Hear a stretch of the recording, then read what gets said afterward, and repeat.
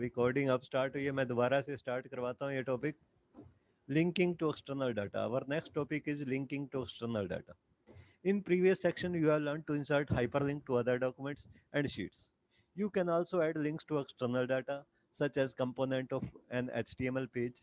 मतलब पिछले सेक्शन में हमने क्या किया है, हमने लिंक्स इंसर्ट किए हैं, दूसरे डॉक्यूमेंट्स के साथ लिंक क्रिएट किए हैं, ठीक है, या दूसरी शीट्स के साथ। लेकिन हम चाहें, you can also add links to external data such as component of an HTML page. मान लो एक वेब पेज है हमारे पास, उसके डाटा के साथ हम लिंक क्रिएट करना चाहते हैं, तो वो भी किया जा सकता है। इसके लिए तुम्हें क्या करना पड़ता है, इसके लिए हमें external link to external data use करना पड़ता है। जैसे फॉर एग्जांपल हमारे पास एक ये वेब पेज है, एक वेबसाइट है, उस पर दो टेबल बनी हुई है, तो इन दोनों टेबल में से किसी भी एक टेबल का डाटा मैं, या दोनों टेबल का डाटा मैं अपनी शीट में लेना चाहता हूँ, तो उसके लिए लिंक टू एक्सटर्नल डाटा का ऑप्शन यूज़ किया जा सकता है, ठीक है। लिंक टू एक्सटर्नल डाटा का यूज़ कैसे करते हैं? To do this, it means to link to external data you can follow the steps given below. ये वाले स्टेप्स हमें फॉलो करने हैं। Open the calc worksheet where you want to insert the external data. सबसे पहले तो वो sheet open कर लो जिसके अंदर आप एक्सटर्नल डाटा लेना चाहते हो, वेब पेज से डाटा लेना चाहते हो, ठीक है, या फिर किसी दूसरे सोर्स से डाटा लेना चाहते हो। This is the target document for the linked external data. Means पहले जो तुम शीट ओपन करोगे वो क्या है, एक्सटर्नल डाटा के लिए एक टारगेट होगी, मीन्स एक्सटर्नल डाटा वहाँ पे आएगा। Select the cell where the external data is to be inserted. फिर उस सेल पे चले जाओ जहाँ पे तुम एक्सटर्नल डाटा को इंसर्ट करना चाहते हो। फिर कमांड कौन सा यूज़ करना है, insert link to external data. ऊपर इंसर्ट मेन्यू में जाओ और लिंक टू एक्सटर्नल डाटा, इस पे क्लिक कर दो। जैसे ही तुम ये ऑप्शन यूज़ करोगे, लिंक टू एक्सटर्नल डाटा, ये देखो ये दिखाया हुआ है, इंसर्ट में जाओ और यहाँ से जाके ऑप्शन पे क्या कौन सा यूज़ करना है, लिंक टू एक्सटर्नल डाटा। इस पे क्लिक करते ही क्या होगा, एक्सटर्नल डाटा का एक डायलॉग बॉक्स ओपन हो जाए। ये डायलॉग बॉक्स ओपन हो गया। इस डायलॉग बॉक्स में हमें कुछ ऑप्शंस देने होंगे, ठीक है, जिनकी हेल्प से हमारे पास एक्सटर्नल लिंक आ जाए, एक्सटर्नल रिकॉर्ड्स आ जाए, ठीक है। It will open external data dialog. External data dialog open हो जाएगा।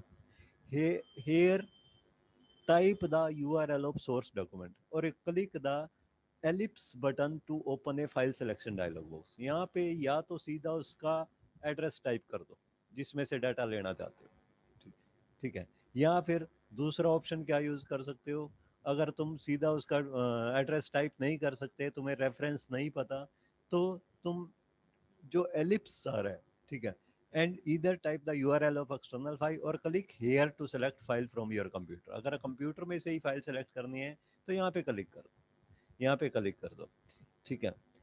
If you click ellipse to select a file, अगर एलिप्स का यूज़ किया है तो क्या होगा, it will ask you to import option for language. सबसे पहले हमारे से लैंग्वेज का ऑप्शन पूछेगा, कौन सी लैंग्वेज का यूज़ करना है, ऑटोमेटिक, या फिर सेकंड ऑप्शन देगा एक कस्टम। तो हमने ऑटोमेटिक लैंग्वेज ले लेनी है, ओके पे क्लिक कर दो, ठीक है। It will ask you to import option for language, you can choose automatic for the above shown HTML page and click okay. उसके लिए हम ऑटोमेटिक सेलेक्ट कर लेंगे, ओके पे क्लिक कर लेंगे, ठीक। Press enter to get calc to load the list of available table. फिर एंटर प्रेस करना है, ठीक है। उससे क्या होगा, वो पूरी लिस्ट दिखा देगा कौन कौन सी टेबल्स उसमें available. Now the external data dialog will load the components of the selected file. इससे के बाद क्या होगा, एक्सटर्नल डाटा डायलॉग में अपने आप क्या करेगा, उस HTML पेज में, उस वेब पेज में, या वो जो भी सोर्स तुमने सेलेक्ट किए है उसके अंदर कौन कौन से कंपोनेंट्स हैं, उन सब की एक लिस्ट बना देगा कि ये कंपोनेंट इसमें है जो हम डाल सकते हैं, ठीक है। तो यहाँ पे अवेलेबल टेबल्स आ जाएंगी, रेंजेस आ जाएंगी, जिससे भी हमने लिंक करवाना है उस पर क्लिक कर दो। जैसे HTML टेबल्स पे क्लिक करना है तो HTML1 पे क्लिक करना है। ये अलग अलग उसके कंपोनेंट, अलग अलग पार्ट है। ये हो सकता है पहली टेबल हो HTML1, HTML2 हो सकता है दूसरी टेबल हो। तो हमें HTML2 पे अगर क्लिक करेंगे तो दूसरी टेबल का डाटा अपने आप इसके अंदर इंसर्ट हो जाएगा।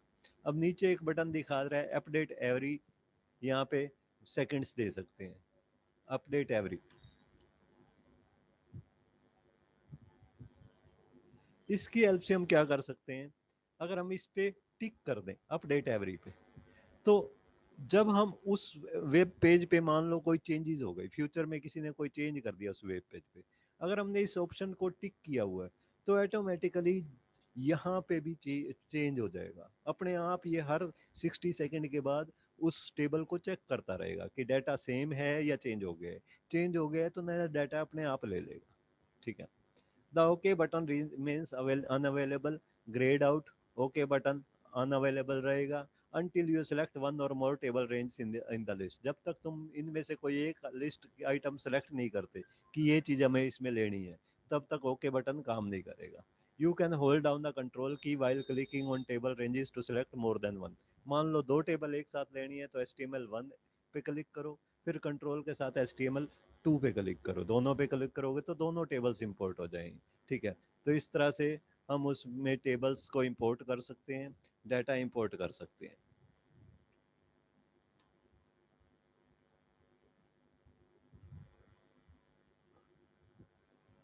Now the chosen element will get linked to your sheet and you can view it your sheet।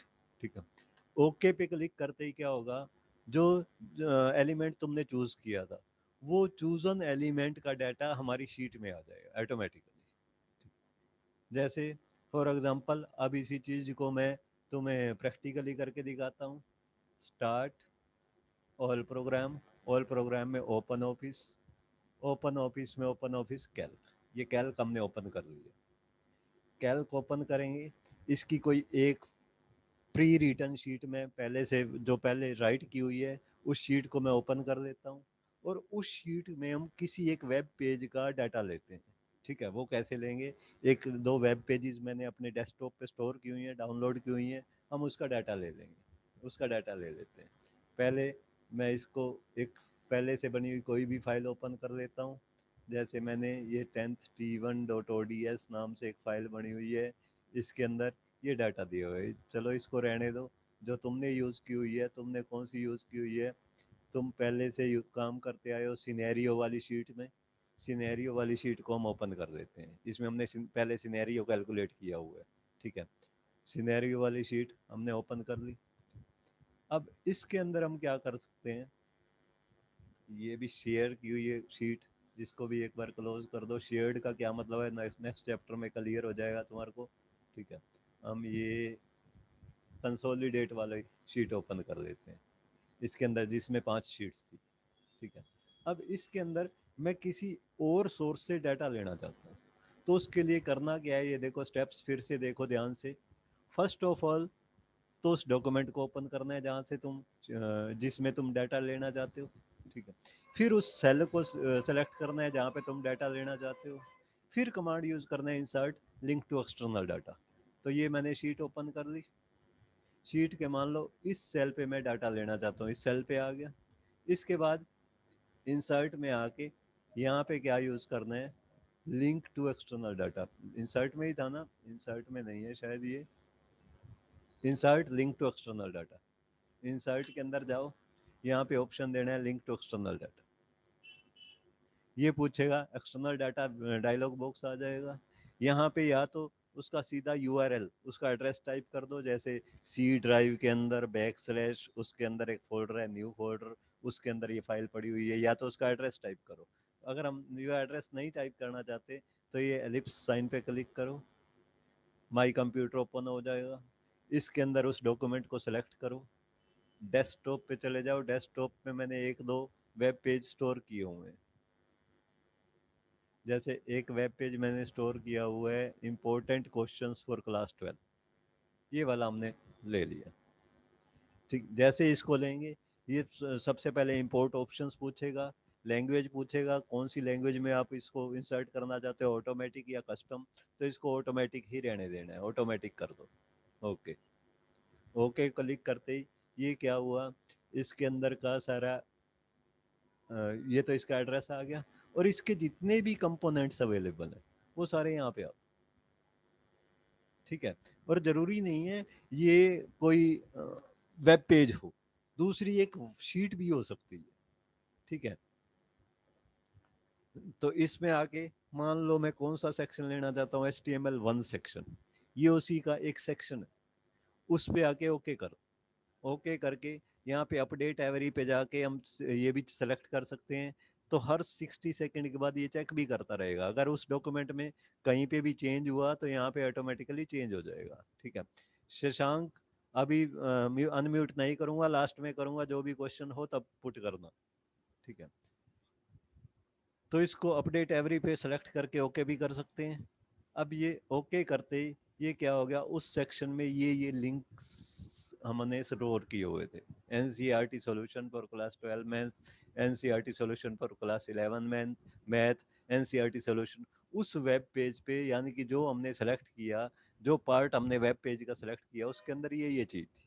ठीक है अब मैं तुम्हें, तो ये सारी की सारी यहाँ पे आ गई। ये एक्चुअली उसके अंदर क्या स्टोर किए होते हैं, लिंक स्टोर किए होते हैं। इस पहले लिंक पे क्लिक करते ही एनसीईआरटी सॉल्यूशन फॉर 12 वाला ओपन हो जाएगा, दूसरे पे क्लिक करते ही एनसीईआरटी सॉल्यूशन फॉर 11 वाला ओपन हो जाएगा। यानी कि ये उस सेक्शन के अंदर एक्चुअली क्या हुए थे, लिंक स्टोर किए हुए थे। अगर उस सेक्शन के अंदर डाटा होता तो डाटा आ जाता हमारे पास। ठीक है उस सेक्शन में क्या था, अब इसको मैंने सेलेक्ट करके डिलीट ऑल कर दिया। अब इसको, इस डॉक्यूमेंट को मैं ओपन क्लोज करता हूँ, कोई और दूसरा डॉक्यूमेंट ओपन करके उसके अंदर हम इसका डाटा लेंगे। ठीक, जो हमारी कंसोलिडेट वाली थी, मैंने ये ओपन कर लिया si.ods, सिंपल इंटरेस्ट वाली एक फाइल बनाई हुई है मैंने। ठीक इसको ओपन कर दिया। इसके अंदर मैं तुम्हारे कंसोलिडेट वाली शीट का डाटा लेना चाहता हूँ। ठीक कंसोलिडेट वाले में भी मैं क्या लेना चाहता हूँ, हाँ सी ब्रांच का डाटा लेना चाहता हूँ। तो इंसर्ट में जाओ, इंसर्ट में जाके लिंक टू एक्सटर्नल डाटा, यहाँ पे आओ, वो कंसोलिडेट वाली डॉक्यूमेंट ओपन करो। डॉक्यूमेंट्स में है शायद, वो डॉक्यूमेंट्स के अंदर आएगा तुम्हारा कंसोलिडेट। कंसोलिडेट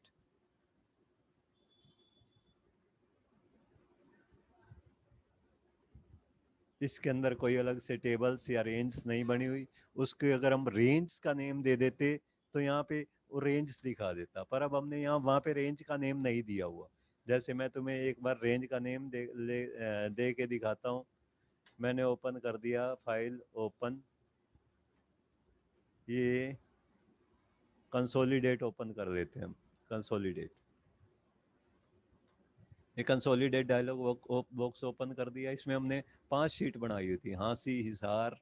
ठीक तो इस पहली पूरी रेंज को सेलेक्ट करके यहाँ पे मैं नाम दे देता हूँ। इस रेंज का नेम देना हो तो क्या करते हैं, रेंज को सेलेक्ट करो, ऊपर नेम बॉक्स में उसका नेम टाइप कर दो। इसका नेम मैंने दे दिया हाँसी। इस रेंज का एक नेम हो गया हाँसी। इस नेम का एक रेंज, इस रेंज का, एक मिनट दोबारा से देते हैं हम। इस पूरी वर्कशीट का, वर्कशीट के इस पोर्शन का एक नेम हो गया हाँसी। ये जैसे हम यहाँ से सेलेक्ट करते हैं, एक मिनट, या ये नीचे वाला डाटा ले लो तुम, ऊपर वाली हेडिंग छोड़ दो, क्योंकि मर्ज है उसको नहीं ले रहा ये। इसको, इसका नेम दे दो हाँसी। इस रेंज का नेम हमने हाँसी दे दिया। अब यहाँ पे जब ऐसे इसको सेलेक्ट करते हैं तो यहाँ पे हाँसी आना चाहिए। चलो इसी तरह हिसार वाले पे आओ। हिसार वाले इस डाटा का नेम सेलेक्ट करके यहाँ पे हिसार,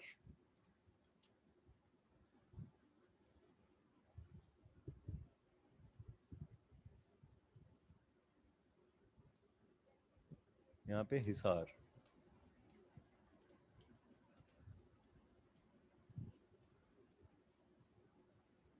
एंटर। इस रेंज का क्या नेम हो गया, हिसार। इसी तरह बरवाला वाली थर्ड रेंज, इसको सेलेक्ट करके दे दो बरवाला। ये रेंज नेम पता है स्टोर नहीं कर रहा शायद। चलो देखते हैं। ये हमने 3 नेम दे दिए। अब इसको सेव कर दो। कौन सी थी, कंसोलिडेट। क्लोज हो गई, बिना सेव के क्लोज हो गई।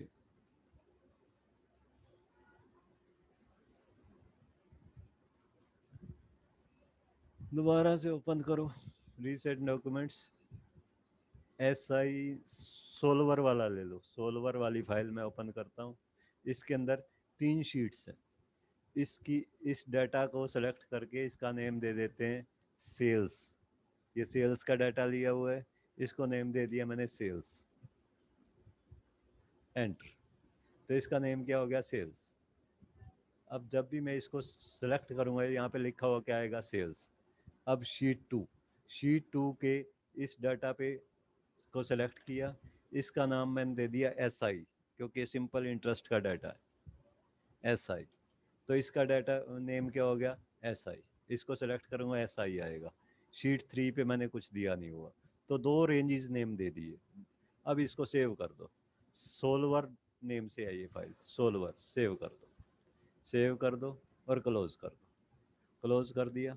अब हम इसको लिंक करते हैं सोल्वर के साथ। Insert link to external data, यहाँ से आओ, डॉक्यूमेंट सेलेक्ट करो, कौन सा, सोल्वर। हम किसके साथ लिंक कर रहे हैं, सोल्वर के साथ।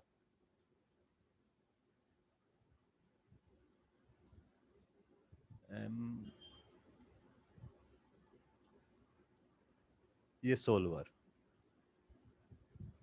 सोल्वर पे क्लिक किया, ये दोनों रेंजेस आ गई, सेल्स और SI।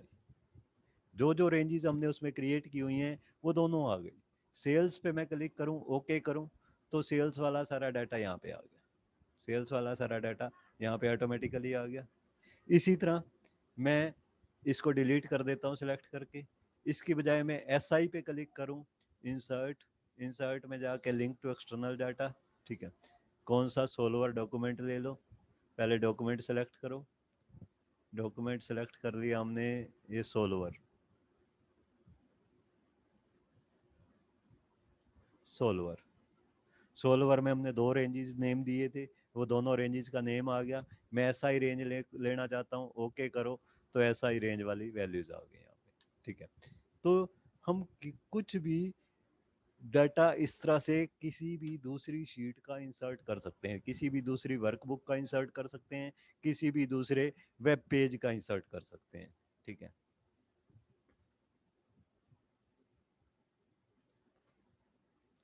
यस, अब मेरे को बताओ, क्लियर है ये टॉपिक? अनम्यूट कर सकते सर हो तुम। रेंज का नेम देना जरूरी है? रेंज का, अगर जब हम लिंक टू एक्सटर्नल डाटा करेंगे, तो लिंक टू एक्सटर्नल डाटा में उसमें जो रेंजेस दी हुई होंगी उन रेंजेस का नेम दिखाएगा। या तो वेब पेजेस के टेबल्स का नेम दिखाता है, वेब पेजेस के अलग अलग सेक्शंस का, अगर वेब पेजेस है तो। अगर शीट्स हैं तो उसकी रेंजेस का नेम दिखाता है कि कौन सी रेंज तुम इसमें लेना चाहते हो। तो रेंज नेम दिया होगा तभी वो नेम शो करेगा, अदरवाइज नहीं करेगा। Is it clear? Okay sir. Yes sir. Yes, किसी सर और को? अलग हाँ सर अगर हर एक वेब पेज अलग अलग होगा तो उसकी रेंज भी अलग ही होगी।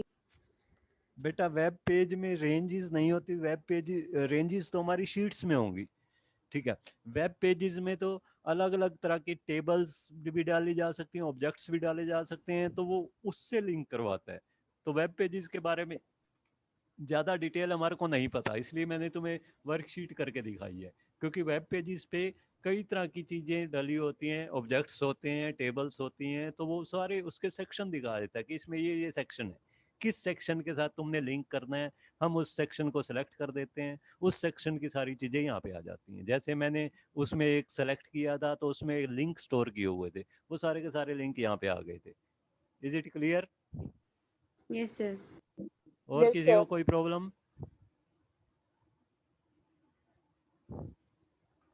चलो, मैं तुम्हारे को फिर से म्यूट कर रहा हूँ और नेक्स्ट टॉपिक स्टार्ट करवा रहा हूँ। सर सर हाँ बोलो। सर थोड़ा तेज बोल लो सर। ओके,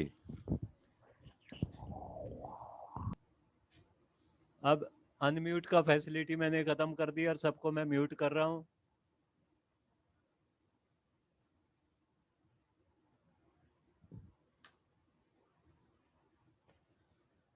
अब नेक्स्ट टॉपिक जो है हमारा, नेक्स्ट टॉपिक क्या है,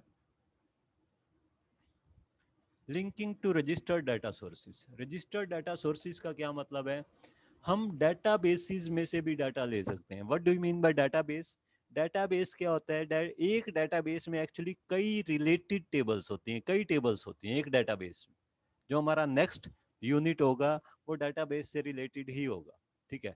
अभी तुमने ये ध्यान रखना है, एक डाटाबेस के अंदर कई टेबल्स होती हैं, एक डाटाबेस के अंदर कई टेबल्स होती हैं। तो हम तुम्हारा जो नेक्स्ट सेशन है, नेक्स्ट यूनिट है, वो डाटाबेसेस से ही रिलेटेड है, ठीक है। बेस, ओपन ऑफिस बेस, उसमें क्या बनती हैं, डाटाबेसेस बनते हैं, ठीक है। इसी तरह एमएस एक्सेस में भी क्या बनते हैं, डाटाबेसेस बनते हैं। तो हम उन डाटाबेस टेबल्स में से किसी टेबल का डाटा इसके साथ लिंक करवाना चाहते हैं, तो कैसे कर सकते हैं? तो इसमें करने के लिए हमें क्या करना पड़ेगा, हम सिर्फ कैल्क को इसके रजिस्टर्ड डाटाबेसेस के साथ लिंक करवा सकते हैं। रजिस्टर्ड डाटाबेसेस का क्या मतलब है, कैल्क किसका एक कंपोनेंट है, ओपन ऑफिस का। तो ओपन ऑफिस का जो एक पार्ट है, ओपन ऑफिस बेस, जिसके अंदर डाटाबेसेस क्रिएट होते हैं, ठीक, वो किस फॉर्मेट में होते हैं, ओडीबी फॉर्मेट में, ओडीबी फॉर्मेट।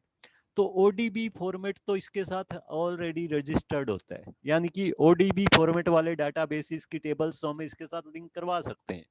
लेकिन इसके अलावा अगर हम मान लो एमएस एक्सेस की डाटाबेस की टेबल्स भी इसके साथ लिंक करवाना चाहते हैं, तो पहले एमएस एक्सेस के उस सॉफ्टवेयर को हमें इसके साथ रजिस्टर्ड करना पड़ेगा। एमएस एक्सेस में जो डाटाबेस बनता है वो किस फॉर्मेट में बनता है, वो बनता है डीबीएफ में, मान लो डीबीएफ में। तो डीबीएफ को इसके साथ रजिस्टर्ड करना पड़ेगा, तब जाके हम उसका डाटा ले सकते हैं, ठीक है। अगर तो ओडीबी का ले रहे हैं, यानी कि ओपन ऑफिस और बेस का ले रहे हैं, जिसके अंदर, जो कि ओपन ऑफिस का ये एक कंपोनेंट है जिसमें डाटाबेसेस क्रिएट होते हैं, उसके डाटाबेस से कोई टेबल ले रहे हैं, फिर तो हम सीधा ले सकते हैं क्योंकि वो ऑलरेडी इसके साथ रजिस्टर्ड होता है। लेकिन किसी और सॉफ्टवेयर में बना हुआ डाटाबेस है, उसको लेने के लिए पहले हमें इसके साथ रजिस्टर्ड करवाना पड़ेगा, ठीक है। तो अब इस टॉपिक को पढ़ो। Registered data sources in open office means if A database is in star.odb format और नॉट। रजिस्टर्ड का मतलब क्या है कि वो ओडीबी फॉर्मेट में है या नहीं है। अगर ओपन ऑफिस में बना हुआ है ओपन ऑफिस बेस के साथ, तो ओडीबी फॉर्मेट में बना होगा, लेकिन अदर सॉफ्टवेयर के साथ बना होगा तो वो दूसरे फॉर्मेट में बना होगा। The registered data sources can be easily linked with current sheets. जो रजिस्टर्ड डाटा सोर्सेज होते हैं उनको हम आसानी से लिंक करवा सकते हैं करंट शीट्स के साथ। Please note that other databases which are compatible to ODB formats can be registered using command tools options open office और base databases। मान लो कोई और डाटाबेसेस है, यानी कि किसी और सॉफ्टवेयर में हमने डाटाबेस क्रिएट किया हुआ है, उसकी कोई टेबल लेना चाहते हैं, उसकी टेबल लेना चाहते हैं तो हमें एक कमांड यूज करना पड़ेगा, टूल्स, ऊपर टूल्स मेन्यू में जाओ, ऑप्शंस में जाओ, ऑप्शंस में कई ऑप्शंस दिखाएगा, उसमें एक ऑप्शन आएगा ओपन ऑफिस वर्क बेस, उस पर क्लिक करो, उसमें जाके डाटाबेसिस, डाटाबेसिस पे क्लिक कर दो, ठीक। Tools, options, open office work base, databases. फिर इसमें एक डायलॉग बॉक्स आएगा, उसमें न्यू पे क्लिक कर दो। न्यू पे जैसे ही क्लिक करोगे तुम्हारा माई कंप्यूटर की तरह ब्राउजिंग विंडो ओपन हो जाएगा। फिर जो डाटाबेस तुम इसके साथ लिंक करवाना चाहते हो, चाहे वो किसी भी सॉफ्टवेयर में बना हुआ है, उसको सिलेक्ट कर लो, ओके कर दो। ओके करोगे तो वो इसके साथ अगर कंपेटिबल होगा, कंपेटिबल का मतलब अगर ये सॉफ्टवेयर वहां से डाटा ले सकता होगा, तो क्या होगा, वो लिंक्ड, ये रजिस्टर्ड हो जाएगा, ठीक है। तो क्या कमांड यूज कर सकते हैं हम, we can registered using command tools option open office work base databases and then by clicking new. ये कमांड यूज करने के बाद फिर न्यू पे क्लिक करना है, फिर ब्राउज करना है, यानी कि माई कंप्यूटर ओपन हो जाएगा, ब्राउज करके उस डाटाबेस को सिलेक्ट करना है जिसका तुम टेबल लेना चाहते हो। But here we are not going in detail of how to register the data sources, rather we shall only talk about how to link with the registered data sources, ठीक। यहाँ पे तुम्हारी बुक में इस चीज की डिटेल नहीं दी हुई कि रजिस्टर्ड कैसे करना है। यहाँ पे सिर्फ किस चीज की डिटेल दी हुई है, रजिस्टर्ड जो पहले से हुए हैं उनमें से डाटा कैसे लेना है, ठीक। तो मैं तुम्हें रजिस्टर्ड करने का मेथड भी बताता हूँ, ठीक है। रजिस्टर्ड करने के स्टेप्स बताए हुए हैं तुम्हारे को। कहाँ पे जाना है, टूल्स, टूल्स में जाके options, open office base, databases. यहाँ टूल्स, टूल्स में जाके ऑप्शंस, ऑप्शंस में जाके ओपन ऑफिस, ओपन ऑफिस पे के प्लस पे क्लिक करो, ओपन ऑफिस में जाके databases, open office base, open office base में जाके डाटाबेसेस, ओपन ऑफिस बेस में जाके डाटाबेसेस, ठीक है। ये उसके बाद न्यू पे क्लिक करो, न्यू पे क्लिक करो, फिर ब्राउज करो, फिर उस डाटाबेस को सेलेक्ट करो, चाहे वो किसी भी सॉफ्टवेयर में बना हुआ है, वो इसके साथ रजिस्टर्ड हो जाएगा। रजिस्टर्ड करवाने के लिए मैंने बताया है, किसी भी डाटाबेस की टेबल्स में से हम डाटा तभी लिंक करवा पाएंगे जब वो ओपन ऑफिस कैल्क के साथ रजिस्टर्ड होगा। रजिस्टर्ड करने का मेथड क्या है? टूल्स में जाओ, टूल्स में जाके ऑप्शंस पे जाओ, ऑप्शंस में जाके नीचे ओपन ऑफिस बेस पे जाओ, ओपन ऑफिस बेस में डाटाबेसेस नाम का एक ऑप्शन आएगा, यहाँ पे आके न्यू पे क्लिक कर दो। इस टाइम ये दिखा रहा है ये दो रजिस्टर्ड है, ठीक, ये दो पहले से रजिस्टर्ड है। न्यू पे क्लिक करेंगे तो ये ब्राउज विंडो ओपन कर देगा, ब्राउज पे क्लिक करके माई कंप्यूटर की तरह ओपन हो जाएगा, जहाँ पे भी तुम्हारा वो डाटाबेस पड़ा हुआ है जो दूसरे सॉफ्टवेयर की हेल्प से तुमने बनाया हुआ है। डेस्कटॉप पे चले जाओ, माई कंप्यूटर पे चले जाओ, मान लो वो डी में पड़ा हुआ है, डी के अंदर पड़ा हुआ है, एक के अंदर, एक के अंदर पड़ा हुआ है, असाइनमेंट के अंदर पड़ा हुआ है, जहाँ पे भी पड़ा हुआ है उसको सेलेक्ट कर दो और ओपन कर दो। ओपन करके ओके करोगे, ठीक है, तो क्या होगा, वो भी तुम्हारा रजिस्टर्ड लिस्ट में आ जाएगा, रजिस्टर्ड लिस्ट में आ जाएगा, वो भी रजिस्टर हो जाएगा, उसमें से तुम डाटा ले सकते हो। तो ये तो था रजिस्टर्ड कैसे करेंगे। बट हमने यहाँ पे क्या देखना है, रजिस्टर्ड डाटा सोर्स से हम डाटा कैसे लेंगे, ठीक है। तो रजिस्टर्ड डाटा सोर्स से हम कैसे ले लेंगे, weaving registered data source and linking with them. हम रजिस्टर्ड डाटा सोर्सेज को देखेंगे कैसे और उनसे लिंकिंग कैसे करवाएंगे, ठीक। तो रजिस्टर्ड डाटा सोर्सेज को देखने के लिए क्या यूज होता है, to view and link to registered data sources do the following. अगर हम रजिस्टर्ड डाटा सोर्सेज को देखना चाहते हैं और उसके साथ लिंक करवाना चाहते हैं तो ये स्टेप्स फॉलो करने पड़ेंगे। Open worksheet where you want to add data from registered data source. सबसे पहले तो वो वर्कशीट ओपन करो जिसमें तुम दूसरे डाटाबेस की टेबल का डाटा लेना चाहते हो, ठीक है। उसको ओपन करने के बाद to view the data sources available, अगर तुम देखना चाहते हो कि कौन कौन से डाटाबेसेस इसके साथ रजिस्टर्ड है, तो उसके लिए F4 कमांड यूज कर सकते हो जो कि एक शॉर्टकट है। F4 तुम्हें एक लिस्ट दिखा देगा कि ये डाटाबेस इसके साथ लिंक्ड है, ठीक है। या फिर व्यू में जाके ऊपर मेन्यू में व्यू पे जाओ, व्यू पे जाके डाटा सोर्सेज पे क्लिक कर दो। जैसे ही डाटा सोर्सेज पे क्लिक करोगे, ठीक है, ये व्यू दिखा रखा है, व्यू के अंदर डाटा सोर्सेज, इस पे क्लिक करते ही क्या होगा, the data source view pane opens. इस तरह का data source view pane open हो जाएगा, ठीक है। अब वो द स्प्रेडशीट, ये स्प्रेडशीट के ऊपर आएगा, नहीं मीन्स नीचे हमारी स्प्रेडशीट फाइल भी ओपन रहेगी और ऊपर वो एक डाटा सोर्स व्यू पेन भी ओपन कर देगा, ठीक। A list of registered databases is in the data explorer area. उसके ऊपर वाले इस एरिया में क्या आएगा, लिस्ट आ जाएगी कौन कौन से डाटाबेसेस तुम इसके साथ लिंक कर सकते हैं, कौन कौन से रजिस्टर्ड है, ठीक है। टू व्यू ईच डाटाबेस, और उन डाटाबेस के आगे क्या होगा, एक प्लस का साइन आएगा, यहाँ पे आएगा डाटाबेसेस का नेम, सॉरी इधर आएगा लेफ्ट पेन में, यहाँ पे आएगा। तो इन डाटाबेसेस के नेम के आपके एक प्लस साइन आएगा, ठीक है। To view each database click on plus to the left of name of database name. जिस डाटाबेस का डाटा देखना चाहते हो उसके लेफ्ट में प्लस साइन पे क्लिक कर दो। प्लस साइन पे जैसे ही क्लिक करोगे ये दिखा देगा इस डेटाबेस में क्या क्या बना हुआ है, क्वेरीज बनी हुई है, टेबल्स बनी हुई हैं, टेबल्स के आगे फिर से प्लस आएगा, तो प्लस टेबल्स के आगे के प्लस पे क्लिक करो तो ये दिखा देगा इसके अंदर कौन कौन सी टेबल्स बनी हुई है, कितनी टेबल्स बनी हुई है, ठीक है। जिस टेबल का डाटा तुम्हें चाहिए उस पे 2 बार क्लिक कर दो, 2 बार क्लिक करते ही वो टेबल का डाटा यहाँ पे आ जाए, यहाँ पे आ गया, ठीक है।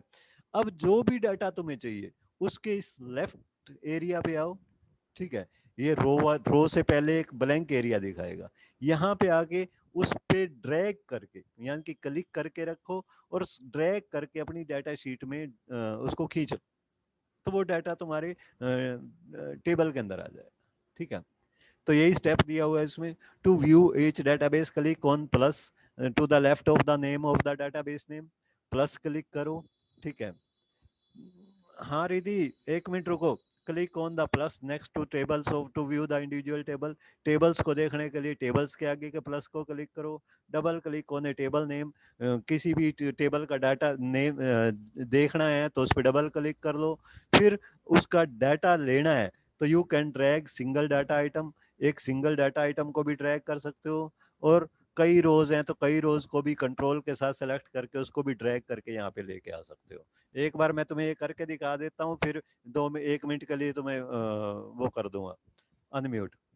जैसे इसमें हम डाटा लेना चाहते हैं, इसमें डाटा लेना चाहते हैं तो स्टेप पहला क्या था, ये देखो पहले हमने एक शीट ओपन कर ली।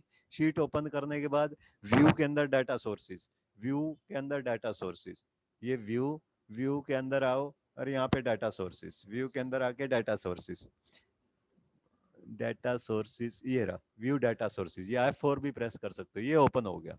ये तुम्हारे रजिस्टर्ड डाटाबेसेस का नेम दिखा रहा है, एक ABC रजिस्टर्ड है, एक बाइबिलियोग्राफी। मान लो बाइबिलियोग्राफी में मैं देखना चाहता हूँ क्या क्या है, इस पे क्लिक कर दो प्लस साइन पे, ये दिखाएगा कुछ क्वेरीज बनी हुई हैं, कुछ टेबल्स बनी हुई हैं। क्वेरी क्या है वो हमें आगे पता चल जाएगा, ये ध्यान रखना है, कुछ टेबल्स बनी हुई हैं। अब टेबल्स पे क्लिक करो तो ये टेबल्स का नेम दिखा देगा, इसमें बाइबिलियो नेम से टेबल बनी हुई है। इस पे क्लिक करोगे, इसका सारा डाटा यहाँ पे आ गया। अब इसका जो भी डाटा चाहिए यहाँ उसके रो पे आओ, ड्रैग करके यहाँ ले लो, यहाँ पे आ गया। मान लो 2-3 चाहिए, पहला सेलेक्ट करो, कंट्रोल दबा के दूसरा, कंट्रोल के साथ तीसरा, कंट्रोल के साथ बीच बीच में से सिलेक्ट करो और इसको ड्रैग करके यहाँ पे ले आओ। ये तीनों के तीनों डाटा यहाँ पे आ गए। ठीक है, तो इस तरह से हम रजिस्टर्ड डाटा सोर्सेज से डाटा ले सकते हैं। यस, अब बताओ क्या कह रही थी बेटा, क्या प्रॉब्लम है? सर ये प्रॉब्लम थी कि हमने रोज को सेलेक्ट करके ड्रैग करेंगे ना, तो ड्रैग करने के बाद हम उसको कहीं पे भी रख सकते हैं। हाँ, कहीं पे भी रख सकते हैं बेटा, जहाँ पे भी ड्रैग करके लाएंगे।